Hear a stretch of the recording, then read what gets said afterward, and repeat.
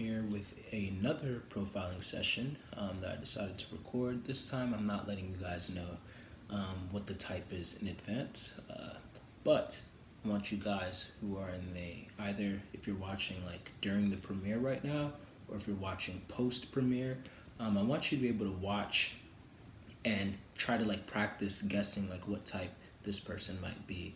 And let me know if by the end you were able to arrive at the right type, or if you arrived at a different type and why you maybe thought your types. Because this is a way to like help you like be able to catch your own biases and maybe even help you with typing people in your own real life.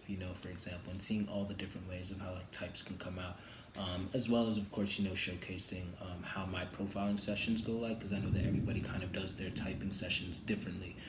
So, speaking of which, if you would like to have a profiling session for yourself, it's $100, and you can pay that in installments, or you could pay it all at once. But if you would like a profiling session with me, just let me know.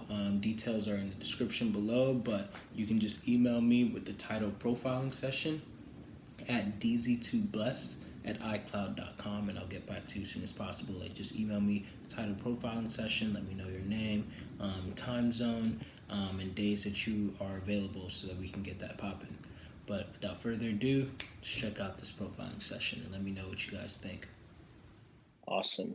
And so how this is going to go is I'm literally just going to ask you some questions, and you answer as honestly as possible.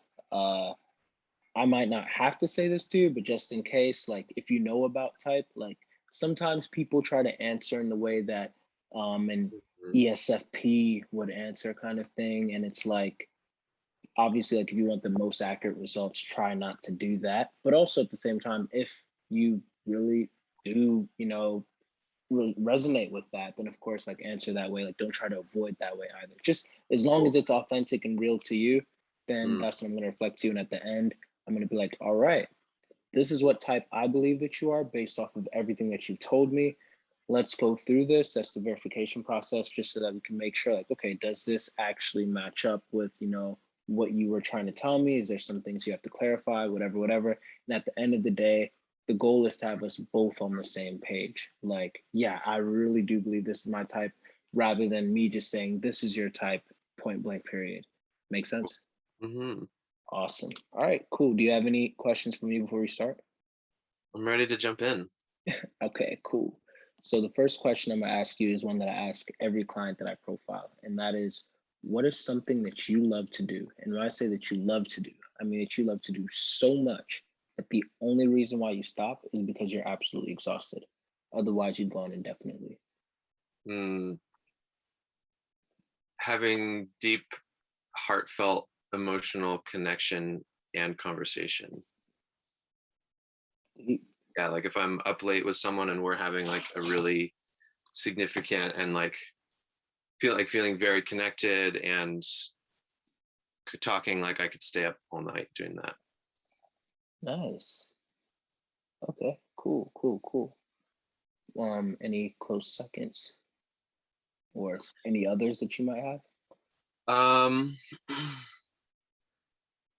I love building. I'm a natural builder, so I work with earthen materials to create dwellings and sculptures and benches and ovens and all sorts of things. And yeah, creating something physical and functional and artistic feels really, really good for me too. Cool. Okay. Dope.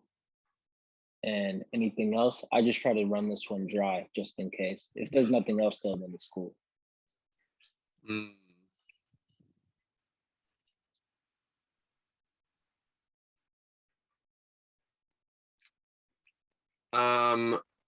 Well, I'd say also like philosophizing and uh, contemplating um, like deeper metaphysical concepts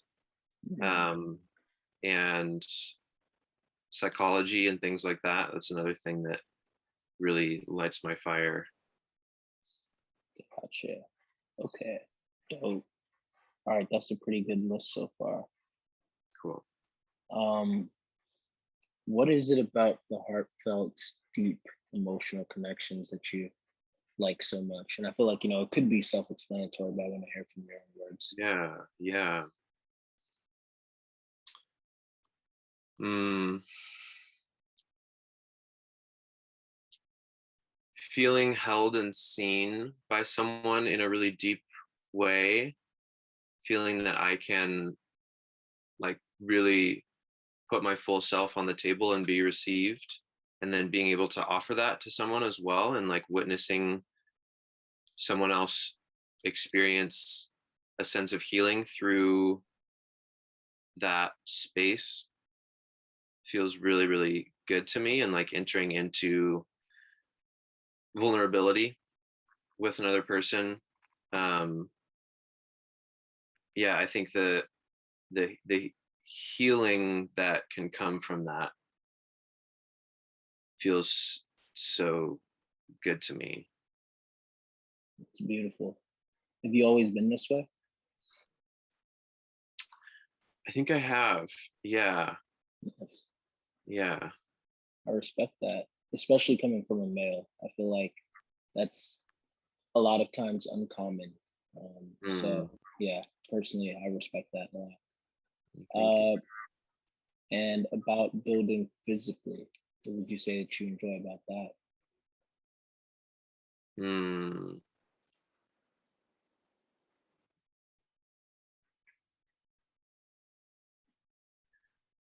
I enjoy the sense of purpose that my work gives me, to feel like there's something physical and tangible that I can bring forth that then is able to serve some purpose, or like has value and use in a very like concrete way. Mm, I think maybe I enjoy that because it sort of balances out this other longing and desire I have for more of the abstract, um, like interior emotional space or mental space.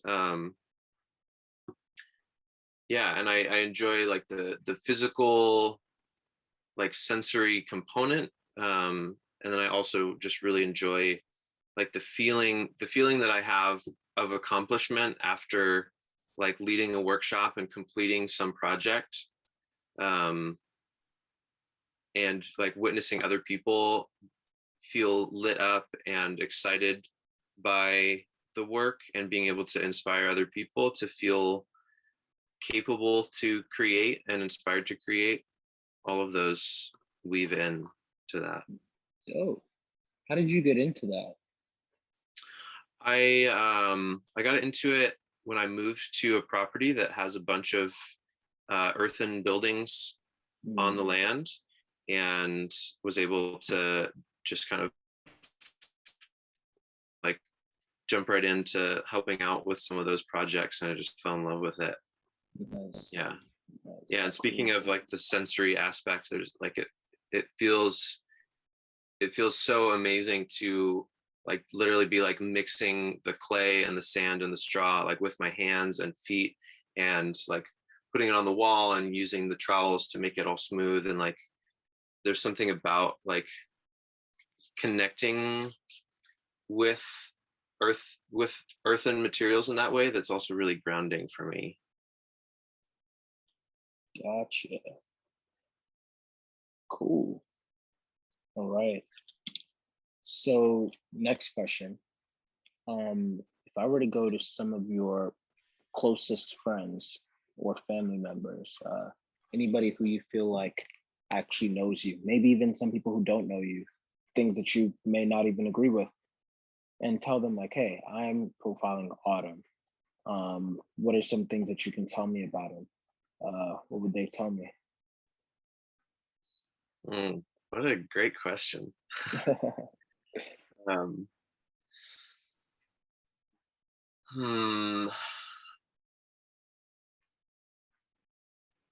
well, I think to a certain degree it would really depend a lot on the person, because I feel that I I mirror people a lot, Mm. and so the way I feel like there's like different people will bring forward different parts of me, um, and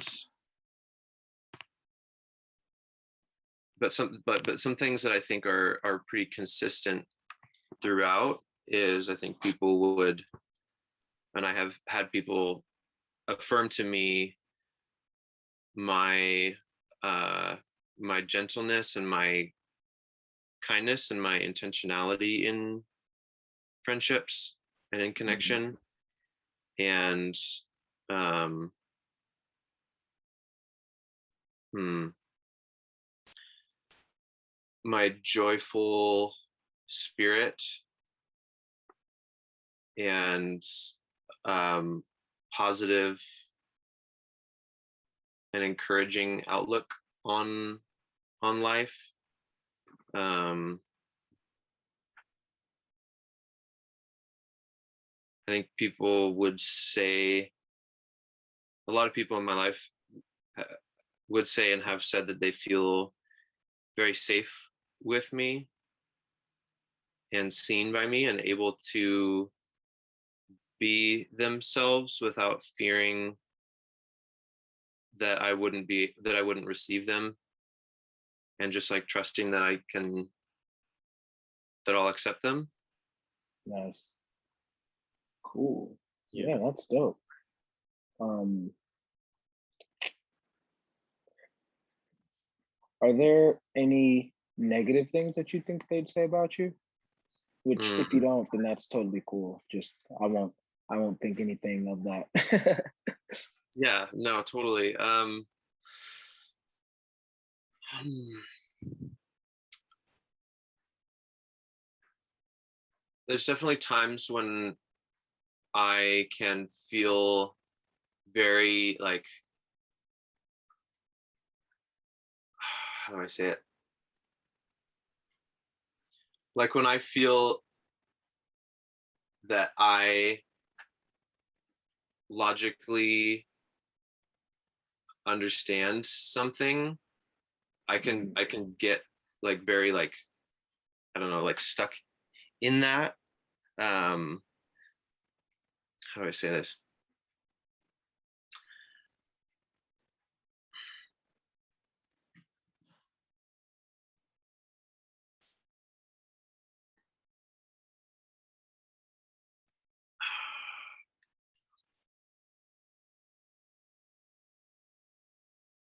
Yeah, I think when I feel that the way that I'm conceptualizing something, when I have clarity over that for myself, I I tend to I don't know. There's definitely times when I feel like I just know that I'm right about something, and sometimes that's not the case, even if I feel that way. But that can also lead to mm, uh,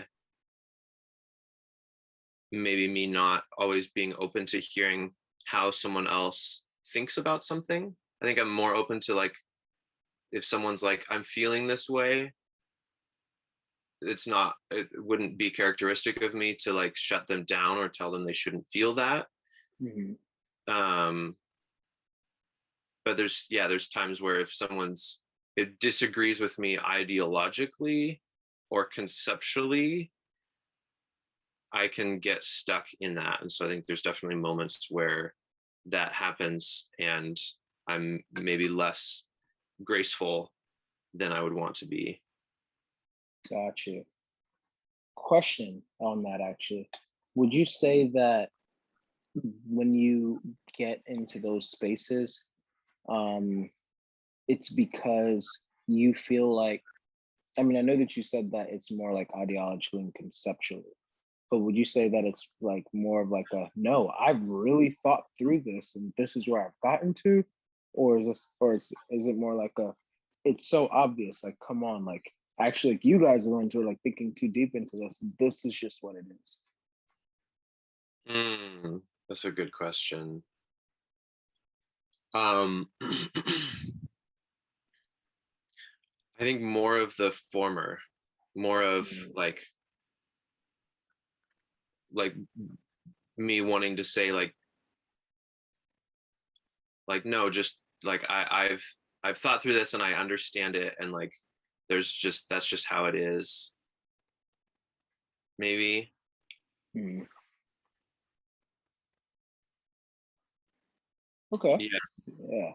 No, that makes sense.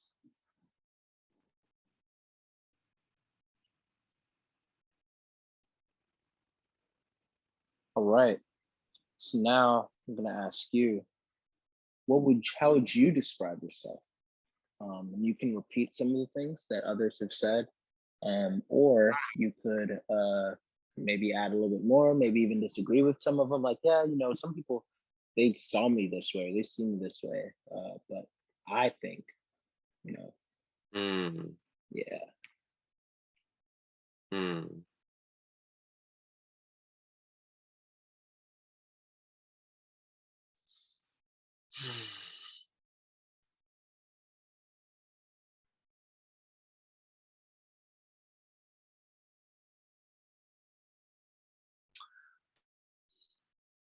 I'm trying to think of what aspects would be different about this, about in answering this question as opposed to how other people describe me, because I feel that like when someone says something to me, I really seek to take it in and internalize it, Mm, whether it's positive or negative. mm, um like I'm thinking about a recent experience I had of someone like sharing some things that they were like, I had a disagreement with someone, and they were sharing something about how they were perceiving me, and since that conversation I have been like really honestly sitting with that and seeking to understand like, where does that land, where are they accurately like calling out my shadow aspects. mm, And um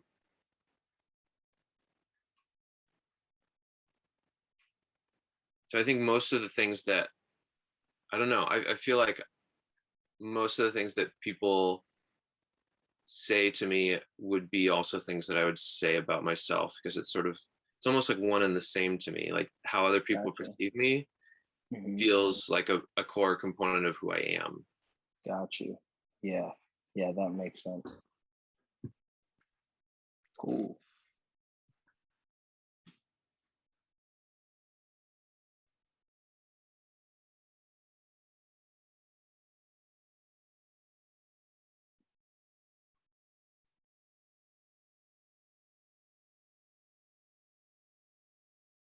All right. So, next question.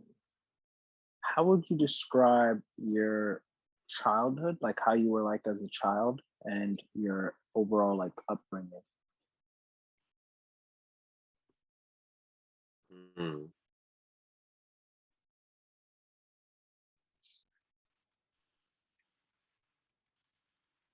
I always wanted more time with my friends. I could Mm, there was I was that was like insatiable. And I think that's like in a way still true. I've much more like balanced out and come to appreciate solitude, and recognize when I'm needing time by myself, and can feel more like fueled up by that. But by and large, I feel energized in connection with other people.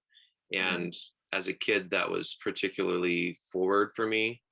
Um, I grew up as an only child. Um, and I think I don't know, there was definitely times when I wished that I had a sibling. Because I just wanted to be with, like, my mom tells me that when I was really little, I would have a friend over for a play date, and then they would walk out the door, and I'd wave goodbye, and then turn around to my mom and say, "Mom, can I have another play date?" And it was just like incessant. Um, yeah, so that feels like a core part of myself as a child. Yeah, yeah, yeah, for sure. Do you have any memories of how those play dates looked like? Mm, well, that's a fun question.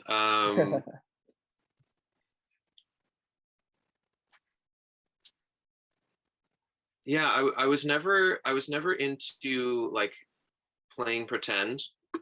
Mm, That never interested me at all. Like I had a friend for a little bit that like always wanted to like play with lightsabers and stuff like that, and um I just like didn't get the point. I was much more interested in like the real world, I guess, is how it felt to me, like the tangible world. Um and so I think probably most of my time as a kid was spent like playing outside. uh oh, like I mean, I loved like going to the beach and building sandcastles or boogie boarding or collecting shells and like making jewelry with the shells, mm, and just being like really goofy and silly with my friends. And um yeah, yeah, just being really, yeah, playful and goofy. yeah, yeah, Definitely a very got that. goofy kid. Gotcha. Okay. Did you play any sports? um a little bit here and there, but it never really was my thing. Gotcha. Would you say that you're someone that's usually like in tune with your body? Or yeah, Yeah, gotcha. yeah, definitely. I have I have a lot of like precision with my body, I guess I would say. Like Hmm. I'm really good at like climbing things or balancing on things like that sort of that sort of thing. And like, yeah, I feel very in tune with my body in that way. Mm, nice. And would you say that that you're someone that's usually aware of your surroundings too? Aware of my surroundings. Yeah, Yeah, yeah. gotcha.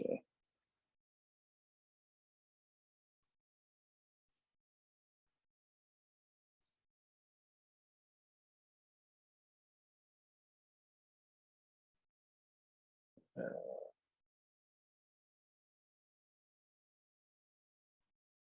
okay. Um, how much would you say that you think about the future? Yes. Yes. Yes. Yes. I definitely do. Yeah. More, I feel like more than the past. I'm more interested in analyzing. Well, I don't know, but yeah. I mean, I'll leave it at that. And if Okay. you ask a follow-up question, you can. Yeah, yeah. The follow-up question actually was going to be like, how much do you think about the past? Hmm.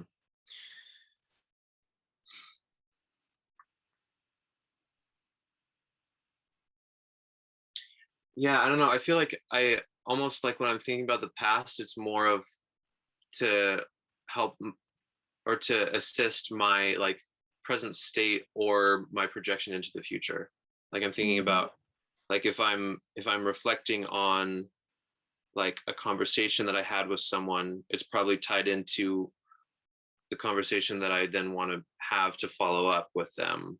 Or like if I'm thinking about a, a I don't know, like a past natural building project, it's because I'm thinking through in my head like what this current project that I'm working on is going to look like, or how it's going to affect like that next thing. nice, nice. Okay, got it, got it. All right. Okay, so when it comes to, and I feel like you've kind of already touched on this, but I just want to confirm a few things, got a few I's and cross T's. That's the phrase. uh, Perfect. Yeah. what's your threshold for abstract, philosophical, conceptual conversations? pretty high. Gotcha. Yeah. I can talk about yeah, like philosophy and um psychology and emotions for a long time. I could talk kind of incessantly about like emotional dynamics and relational dynamics and um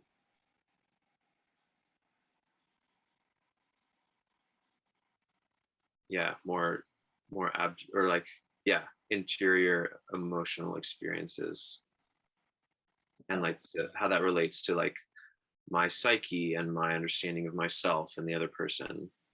Beautiful. Okay. Yeah. Okay. I I take your word for it. Just from how detailed you went with that. That's yeah, that's good. Um, what was the last conversation that you had found yourself like just get losing time in that sense?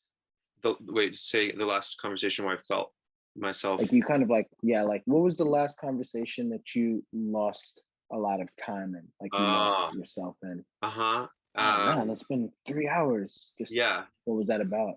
How'd it go? yeah, it was the other night, meeting someone for the first time and just sort of like instantly dropping into a very like deep place, and we were talking about gender theory. We were talking about just more like non-dual uh philosophy, I guess, in a way, of, or like just like the deeper currents of reality, um and also kind of getting into like um just more of like it was a very like heart centric connection. Nice. And you said that you had just met that person for the first time. Hmm. Cool. Yeah. Are are you usually someone who's like good at being able to strike up conversation with someone new? Yeah. Yeah, and I feel that I'm able to relate to like many different types of people. And I've always uh like experienced myself as being able to sort of like be a social chameleon in a way. And like I think about in college, I was like very like in the like Christian religion at the time and went to a Christian school, and like, I could go to worship with my Christian friends and like be in that space. But then I could also like chill with the stoner group. Mm, And even though it wasn't like my thing and I didn't like smoke weed in those days or anything, but I could mm, like, yeah, like embody that like energy in order to be able to relate to those people. mm. Got you. Yeah, makes total sense. How much alone time would you say that you need on average to feel like a complete person? Mm. Yeah, that's an interesting one. And I feel like I'm right now sort of figuring out a new rhythm after having a big shift in my uh, life circumstance. Mhm. Because the last couple years I was living um, at a small property up in the mountains, kind of away from everything. And it was really isolating and really challenging for me, but it also was kind of the first time in my life that I was confronted with solitude in such a massive way. Um, and it was through that experience that I began to actually recognize the importance of solitude and having time to myself. Um, but then about 2 months ago, I moved to San Diego and I moved into the community where Momo is. Mm, And uh, so it's like night and day almost, of like how much connection and relationship and experience is available to me. mm, And um, I'm finding myself mostly filling my days with doing things and being with people. But I've had a lot of times now in the last couple months where I realize, I think because of those years of beginning to become more in touch with the value of solitude, I've had more experiences in these last 2 months of realizing like, oh, I really just need to go be by myself and unwind and decompress. And so I think it's important to me to have a bit of time in like, I mean, at least during the week. I'd say that I don't necessarily create intentional solitude every day, aside from just the little bit of time in the morning when I'm waking up, and then time in the evening as I'm going to sleep. But I've also had, I'd say there's, I don't know, I feel like I'm really rambling here, but you're good. Okay. But yeah, it's more common now for me to feel more content to just spend time with myself and more comfortable in my own company, and also and beginning to like really enjoy that time and see how important it is. Nice. Cool. Okay. How would you describe your relationship with your emotions? Mm.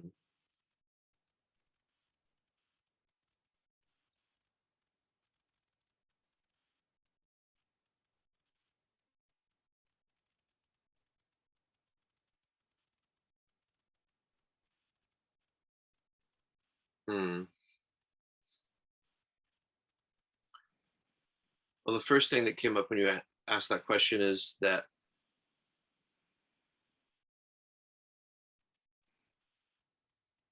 I feel like it's, I don't know, my emotional space in certain ways feels tied to my relationship with other people, and like being able to share my emotional experience with others and process it with others.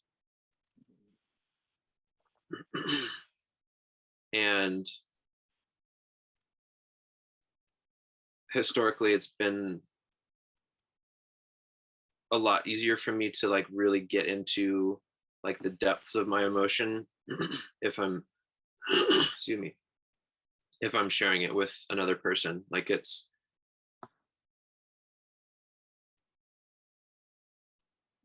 like it's easier for me. I feel more able to like cry and process that realm of emotional experience when I'm being like, when someone's holding space for me and is able to like witness and hold that. Um but I feel that I am able to like traverse that inner landscape on my own as well. I think it almost feels like it's more, I'm maybe more in my head when I'm by myself, and more able to just like be in my heart when I'm with other people.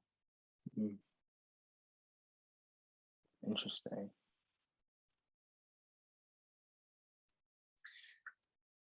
Actually, if you don't mind, could you elaborate a little bit more on that part? Sure. Yeah. I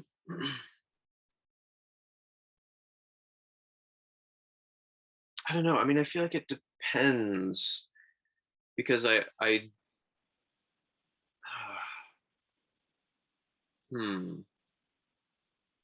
I mean, I'm definitely, verbal processing is really helpful for me. And there's times when I won't really, I'll sort of understand how I feel about something as I'm saying it out loud. Like even right now, I feel like you asking that question, I'm kind of understanding what the answer is as I'm talking through it with you. And having that mirror, helps me to get in deeper, and sometimes it's harder for me to get in deeper when I'm just by myself. And I've tried some I've had times of like having more of a practice of um like actually speaking to myself out loud and trying to like envision that I'm talking to another person. And there's been times when that's been helpful, and then times when I'm like trying to do that and it feels like I want to be able to feel like I'm talking to someone, but it doesn't feel like I'm talking to anyone because I'm just by myself. And so then I get kind of stuck in that. Totally got you. Okay. Yeah, that makes complete sense. Journaling is really helpful for me. That's a way that I feel like I can, it is sort of it externalizes it in a certain way. Got it. Got it. Perfect. So just right off the bat, two last questions on that part. Would you say head over heart or heart over head if you had to choose? Just as a universal? For yourself, like for myself. Personally. Yeah. I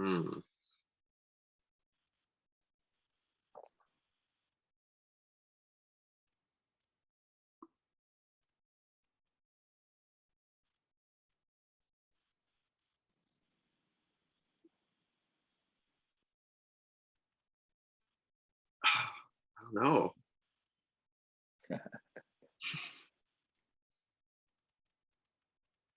What's going on?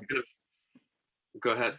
Yeah, what's going on? Like, what makes it hard for you to know? Yeah, I'm kind of like going back to something I had said in the previous question of like, feel like in terms of like head over heart when I'm relating to another person, like heart, absolutely. There's no question about that. I love connecting with people at the heart level. But then when I'm thinking about like myself alone,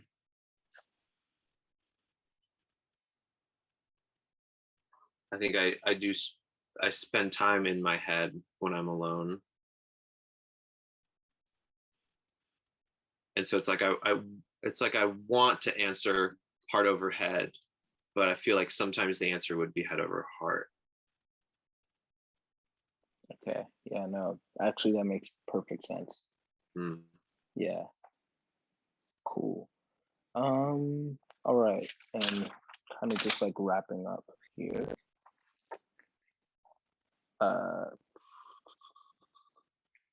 What would you say is something that's usually obvious to you, but not obvious to other people? And then the reverse, like something that's usually obvious to other people, but not really obvious to you. I feel very aware of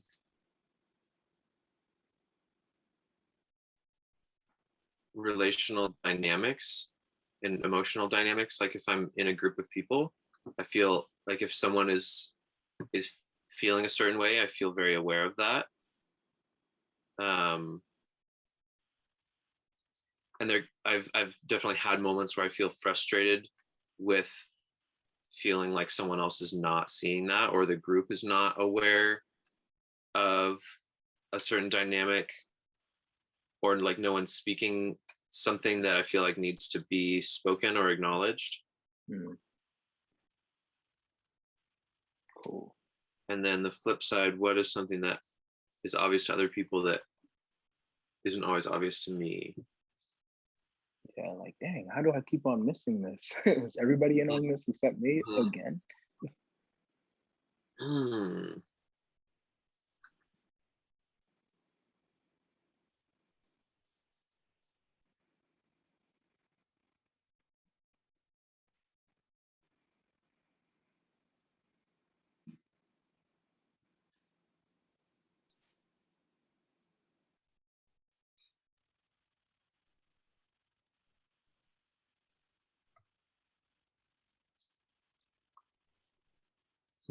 Man, I don't know. I'm sure there's a multitude of things that I'm oblivious to all the time.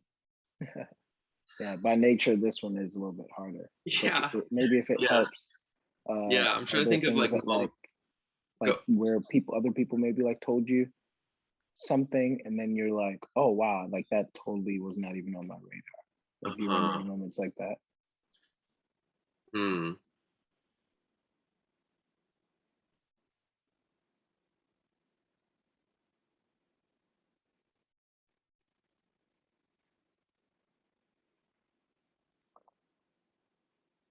Yeah, and if not, that's also cool too.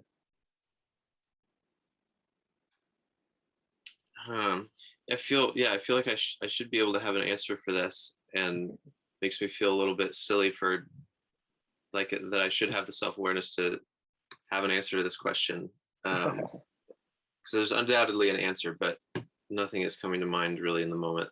No, that's totally okay. Yeah, I feel like once again, like, by nature of that question, then sometimes you just gotta like think a little bit longer, or we're not always aware of what we're unaware of, which makes sense.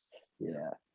But okay. And last question this is the last question of the profiling session, and then I'm gonna ask you one more before end.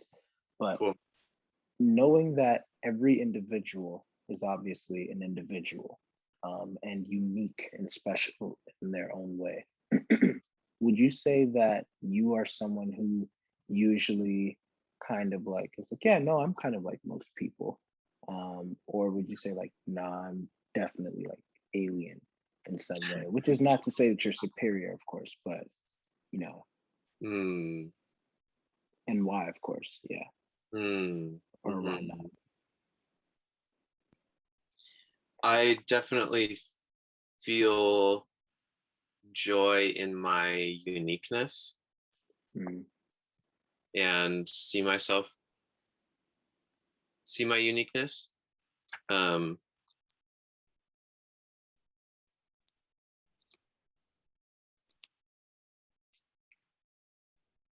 yeah, I think that, and I mean, I also like sort of going back to like the social chameleon thing. Like, I feel like I can identify or like see myself in other people, or see the ways that I'm similar to other people. Um, but yeah, I think ultimately I definitely do see myself as like my own person, or like see my uniqueness. Um,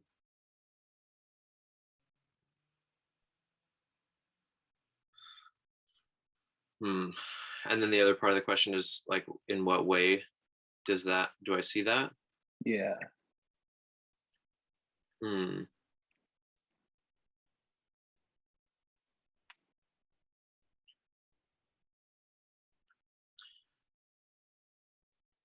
Well, I mean, I feel like I have a very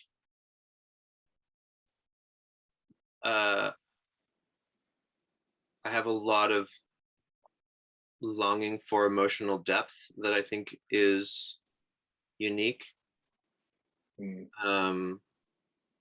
And like a desire for that, like radical connection and radical vulnerability. um and like really wanting to go deep all the time. um and I feel like that's something that is unique in a certain way. Nice. Yeah. Cool, cool, cool. All right. So, this question is going to be like just for my own fun, and mainly curiosity. What is something that you wish that more people knew about you? mm.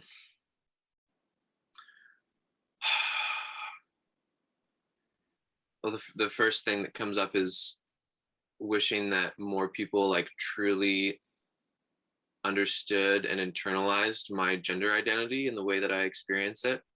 Hmm. And Yeah. could you elaborate a little bit more on that, if you don't mind, of course? Yeah. Sure.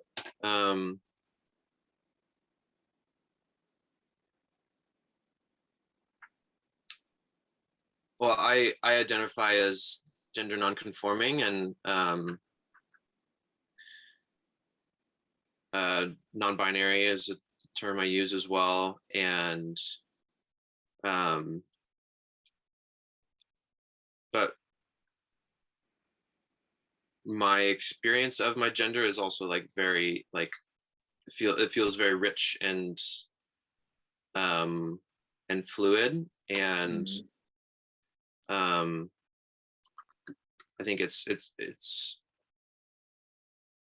hard for me to feel like there's a disconnect between the way that I'm perceived and the way that I experience myself, or the way that I would want to be perceived. And a lot of that is just based on like just like physical characteristics, and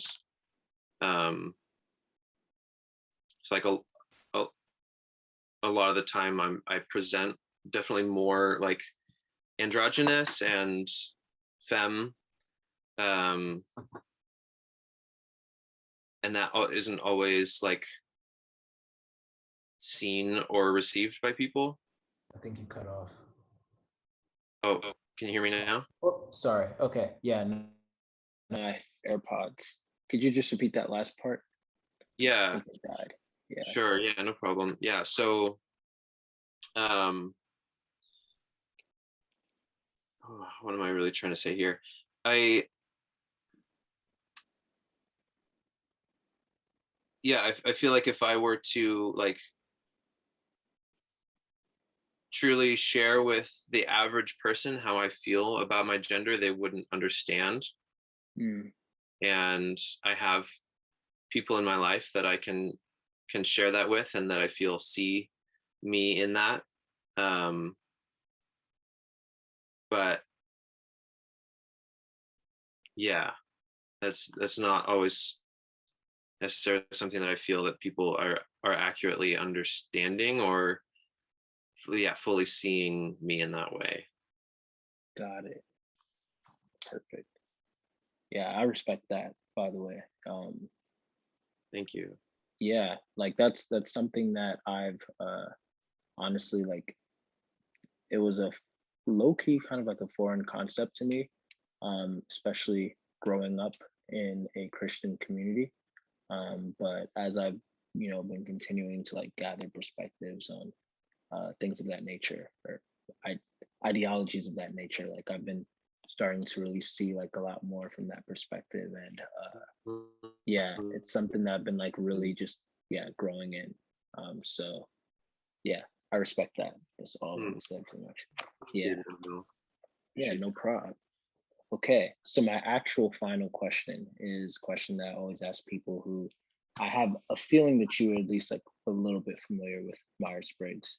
Mm-hmm. So I want to ask you, I'm writing down what I believe that you are, but I like to also ask the client, like, based off of what this Mm-hmm. profiling session was like, what type would you think that you are? I have uh, always really resonated with ENFJ. Okay, cool.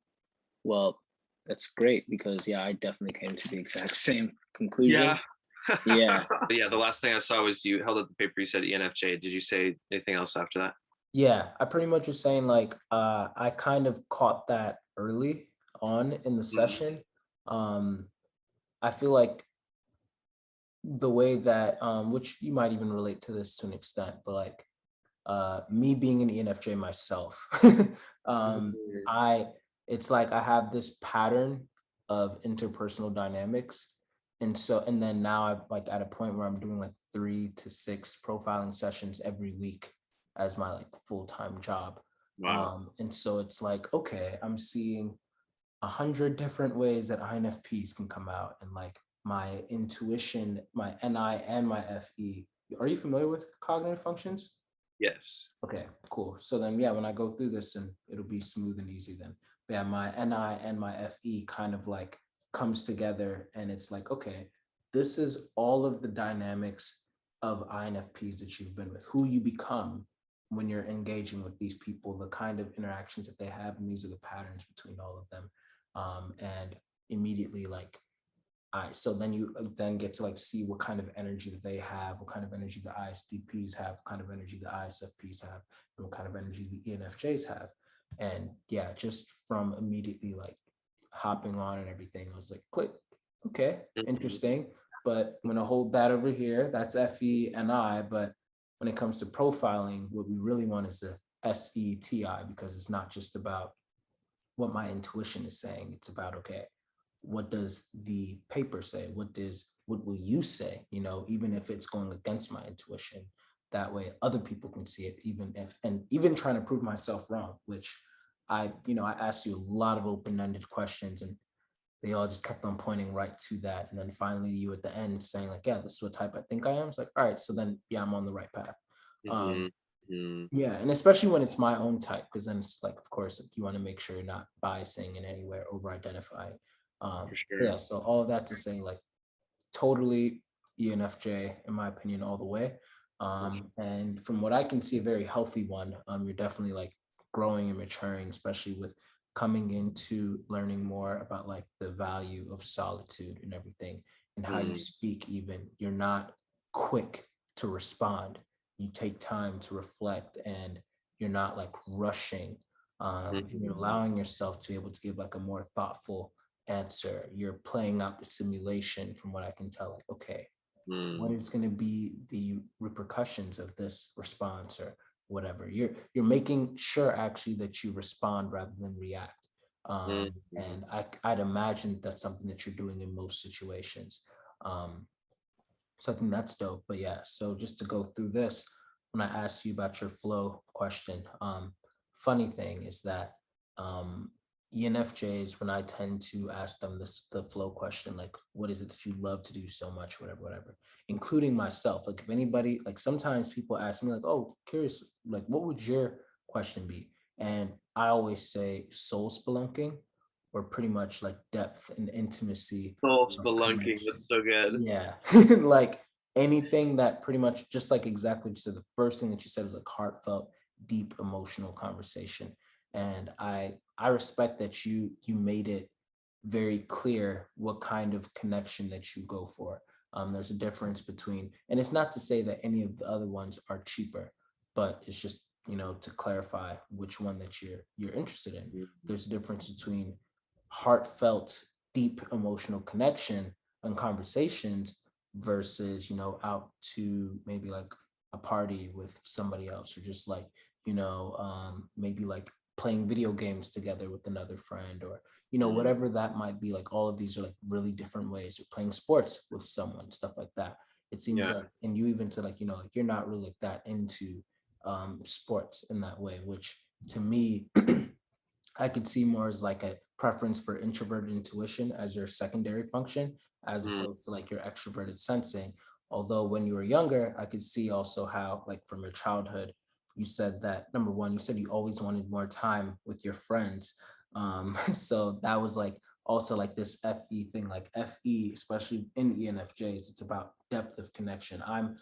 I'm trying to grow my connections and solidify them with the friendships that I have, because this is what's most important to me. And then on top of that, you being a child, it's like, whoa, play dates, like, man, like I'm by myself. Like, I want someone that I can build and foster intimacy with. Even if the person just kind of left, like, okay, mom, can you bring in another one? And I feel like that's like very ENFJ view. But kind of like what I was saying, like, I could see how your extroverted sensing was still present when you were younger. When you talked about how like you were never really into like playing pretend, which I was like, oh, that's interesting. Wait, I know, sorry, broke up oh, for a second. Can you say the last yeah, 10? Yeah, I said that your extroverted sensing came out a lot more when you were younger. I could tell when you said that you were never really into playing pretend. Mm-hmm. And I was like, oh, that's pretty interesting because I know, like, for me, when I was younger, I actually was like really into like playing pretend. But I had like imaginary friends and stuff like that, you know. And even then, it wasn't necessarily that I was playing with the imaginary friends alone. So this is also something that's interesting. But I had my younger INFP sister, so I wonder if, how much that played a part on me. Like we both created these imaginary friends, so it's like even though it's just the two of us in the basement playroom, you would think that we were in there with 12 different people because we were like imitating these different voices. Like we had a specific voice for each imaginary friend and each personality for all of them, and we were engaging with them in this way and stuff Uh, like that. And so we would like embody them, and it was different facial expressions. It was crazy. Amazing. Um, yeah, and so I think that that was like how like a lot of my imaginative play came out, and you know, like going out and like playing like we pretend that we were like Teen Titans, like me and the neighborhood kids and stuff like that.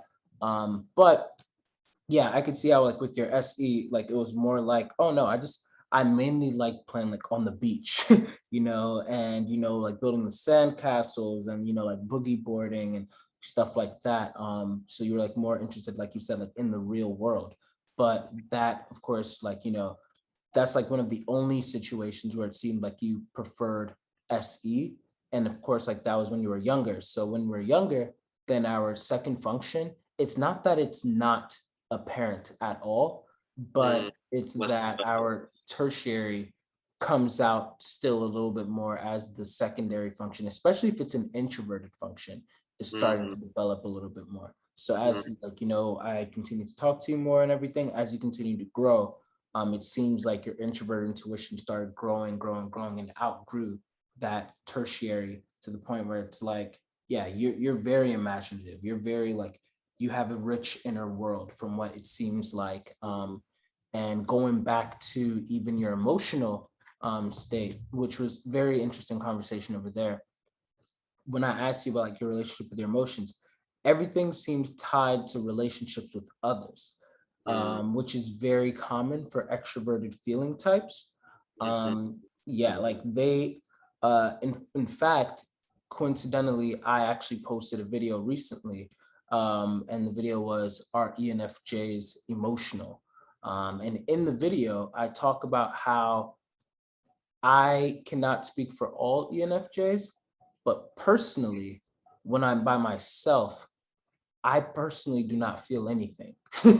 I'm just in a space of thinking of concepts and like picking apart like logical frameworks and contemplating in that way. I'm not feeling anything. And it's not to like make it seem like, yeah, I'm a strong, like unemotional, whatever. Because if actually, if anything, my preference is to be with people and mhm. feeling what's Yeah, created between us. And yes, that's the for sure. best feeling for me ever. Like Mhm. ever. Yeah. Yeah. And so that's actually what I can constantly try to chase because I can't foster that just by myself. But when I have somebody else there, then I'm able to foster that chemistry. And it's like, whoa, this is such a riveting feeling that I'm constantly like searching for more. Hey, how about you bring me another play date kind of thing? Although, kind of like you, eventually I grew to a point, it's like, okay, I do value the solitude because dun dun dun, dun once I get that solitude, I have even more tools to be able to amp up those feelings when I'm relating with other people. Mm. But so it's like that even is a means to an end, Uh-huh. to like Yeah, I can build relate better to that. connections. Yeah. So it seemed like that's kind of like what you were saying over there. Like when I asked you, like, okay, what about like head over heart? Which is kind of what I was expecting that. Like I was like, and you were like, you know, I feel like, and that's why I asked you, like, okay, Uh, talk through, like, why do you yeah. feel this way? And it's like, okay, like I'm relating to like heart overhead, like, or like heart overhead if I'm relating to people. Uh, If I'm alone, like, I know if it might sound crazy, but I really feel like head over heart. It's like that makes sense, even though your feeling function is dominant and your inferior function is introverted thinking, which is like, you know, mm, whatever. Because at the end of the day, it's like, extroverted feeling is not necessarily about emotions, especially your own inner emotions. It's about the interplay of dynamics, Mm, understanding social interplay and stuff like that. mm, I personally think of introverted feeling as more of an emotional kind of thing, because they have a tendency to be more tapped into their inner emotions and stuff like that. And then they're looking to find a resonance with other people. Like, okay, this is the emotion that I have, and it's like a tuning fork. Like, oh, this I've matched the emotion with that person, kind of thing. mm, Whereas like for us, it's like we're just literally feeling what they feel, and mhm. then we are loving what it's creating in between as extroverted feelers. Again, this is just a pattern that I've seen. I think that Enneagram plays a lot of part into some types being a little bit more emotional, even if they're FE users and stuff like that. But yeah, Mm, and then that also goes into like why. Of course, what's obvious to you is the relational and emotional dynamics of people. It's like, okay, your dominant function of FE. It also goes into why, you are much more future oriented, because that introvert intuition is like, oh yeah, like it's like, yes, I'm always thinking about the future and this is that. mm. And your past is only to help assist your Yes. present state of predictions about the future. So it's like, okay, I'm gonna just thank you, and you're focused right up there, which Mhm. to me is like, okay, ENFJ over ESFJ, for example, which even goes back into like the abstract conversations. Like, a lot of people can have abstract conversations if they're even if there's sensors and stuff like that, and sometimes even like their threshold can be seen as like pretty high, but a lot of them, it's like, yeah, my abstract conversations are more about just like type, and it's like, okay, like what more, like how do you like branch that off into other things? It's like, oh, I kind of don't. It's like, okay, so Mm, that's noteworthy, like, again, it's not to say that, okay, you're dumb or anything like that, but the fact that you were like, yeah, no, it's not just type, it's philosophy, psychology, relational dynamics, emotions, and then gender theory, and like you actually started giving like examples and you had them like readily available. It's like, okay, this is mm, somebody who does regularly engage in these conversations, and you can see and feel that it's like it's riveting. In fact, able to do it from the first time of meeting someone and losing time in that, like, which to me is like, okay, also a sign of like extroversion, like you're comfortable being able to like bring that out of people, which, the FE thing, yeah. also social chameleon. And yeah, so there's that. Uh, and also goes into like why you like feel like alien, because there's like, you feel that you are unique, which as ENFJs are the most rare male type in the population. Yes, it's Really? actually tied with INFJ, and I should say worldwide population. US population, that one, they have like different statistics and everything, but yeah, when it comes to the worldwide population from the most recent Myers-Briggs, like they surveyed 16,773 people in 23 countries in 2019, Oh, and they came down to ENFJs being the second most rare type, and on top of that, the ENFJ male is equal with the INFJ, who's the INFJ is the third most rare global type. But they equally make up to about 2% of the population, the males. wow. That Yeah, is so interesting. yeah. Of course, and I like always like emphasize, which I don't think that I'd have to tell you this, but I guess in case if we do post this video and anybody's watching anything, it's not to say that we are superior, but it may help you to understand like this is why I feel alien at times. Mm, But being an FE user, it's like, okay, I can cloak, I can relate enough, I can chameleon enough to where it's like, thankfully, even though I feel alien, I have enough to myself to be able to relate and not feel ostracized. And if anything, I can bring mm, people together. I'm this alien that's able to still bring people together in their own home country, in their own home mm, planet, kind of thing. Um, but yeah, so there's that. And mm.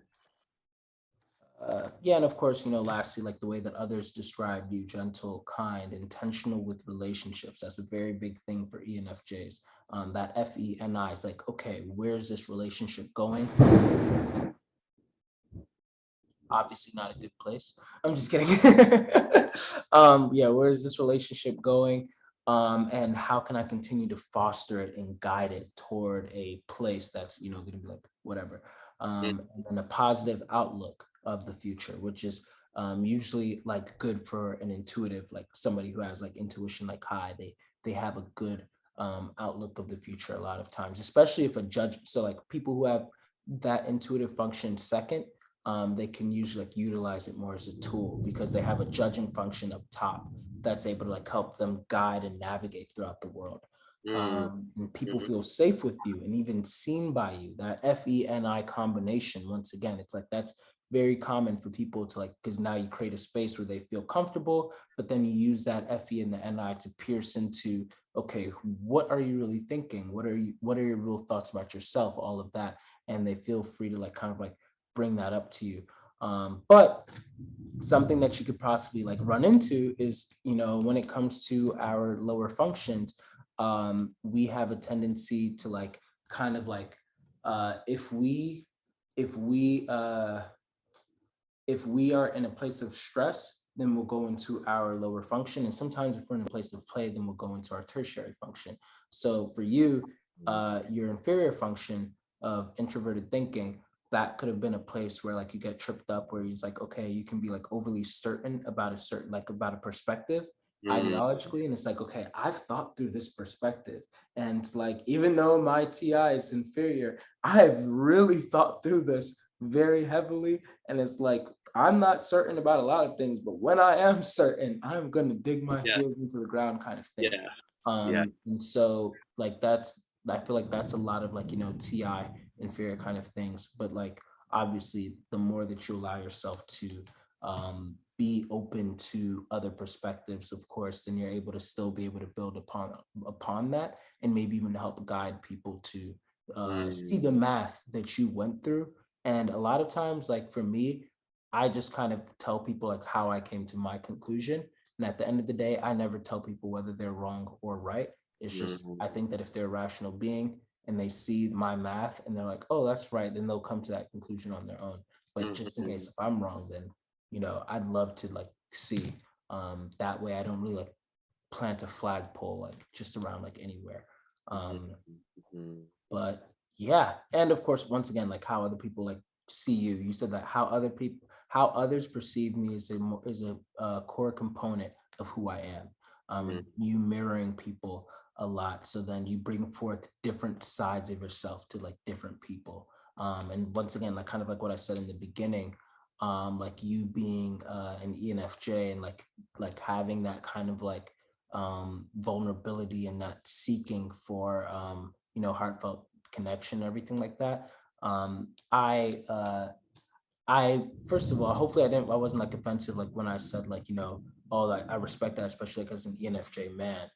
mm, I'm still personally like, not to sound like ignorant, I'm still personally like, learning about like non-binary and stuff like that. So it's like if I ever refer to someone as like he or whatever when they prefer like they or something, it's definitely not coming from like a place of disrespect. totally. But Yeah, I feel your genuine care.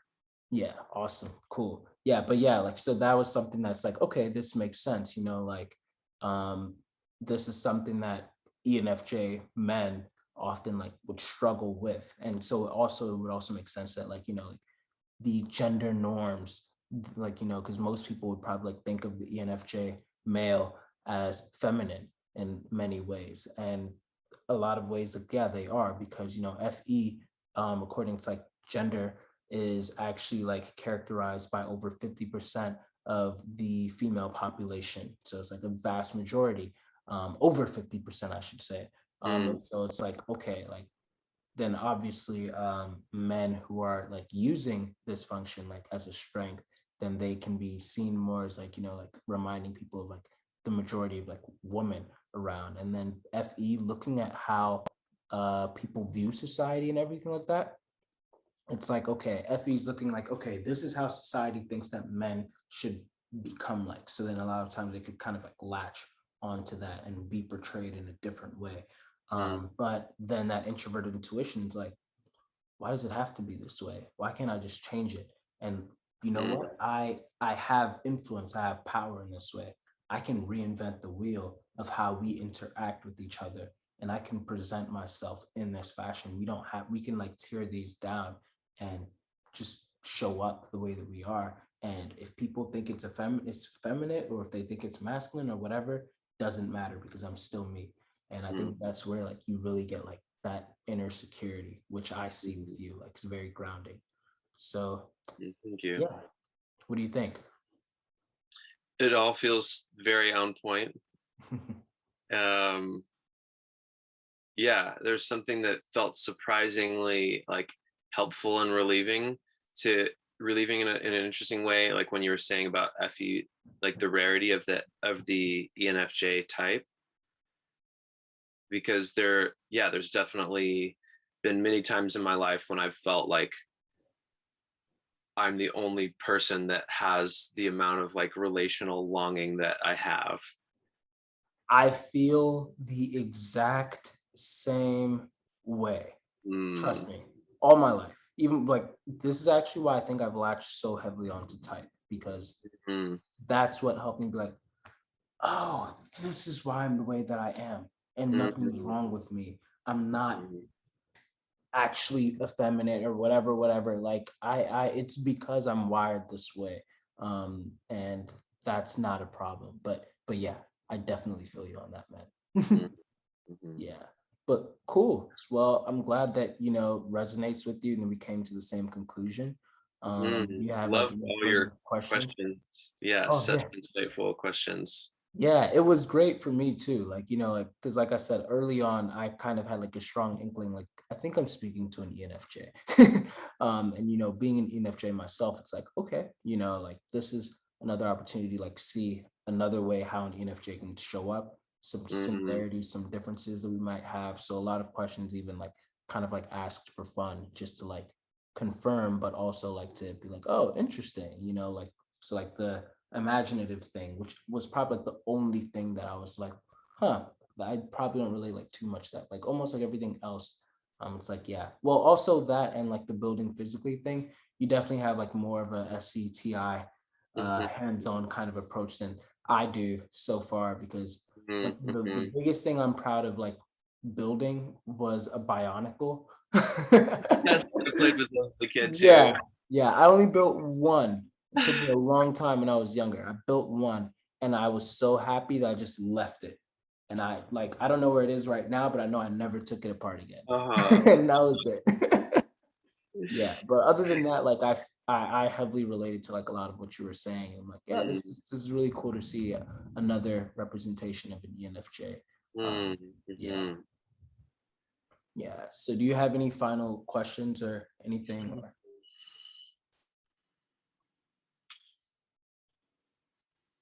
Well, it definitely makes me excited to explore your work more and your videos and all of the things that you have to share, because I feel like, yeah, I can see the grasp that you have on the system, and that's inspiring to me and exciting to find another person that I resonate with to yeah, be for able sure. to continue learning. So Yeah. yeah, thank you so much. Yeah, no problem. It was a pleasure getting to know you in this way, and we'll Yeah. definitely speak again. I haven't said this, out loud yet, but I'm planning on putting together like an all male ENFJ like video Mm, conversation, and I would really love to like get like some, like, you're already like now on my list, like in case if you're interested, and one day we cool. just like I'll just show up, I'll have like some questions ready and just have like a free flow conversation for people on YouTube to watch. Cool. So Yeah. yeah, Keep yeah. me in the loop for sure. Yeah, absolutely, absolutely. But all right. And last question, would you want this video posted onto the channel or Sure. okay, cool, awesome. So then I'll email it to you. And then Great. whenever it's about to be posted and everything, then I'll let you know. That way, like you can watch the premiere and be in the live chat. Just don't well, I mean, you can tell people now like what your type is, but like when it's posted and like Yeah. they're in the live chat, then I'm gonna keep it secret so that other people can kind of For just sure. like guess. Yeah. That's So cool. Yeah, so people can like try to figure it out as yeah, you're figuring it out. exactly. And if you're in the Nice. live chat that night, I'm gonna try to set it up to where like you are. And so if you are in there that night, then you can like they can ask you questions that I haven't asked you. That way, like you So can still interesting. answer them. Yeah, just as long as you don't tell them like I'm an ENFJ kind of thing. For sure. Yeah, Yeah. but if they see your page, like if you go like post it on Instagram or something like that, doesn't really matter as much. So yeah. Cool. All right, cool. Well, thanks again for this session, and we'll Thank talk you. soon, man. Yeah, no Yes. problem. Hey, I just wanted to briefly thank you for taking the time to watch this video, whether it was on regular speed or 2 times speed, whatever it was. Just thank you for consuming the content.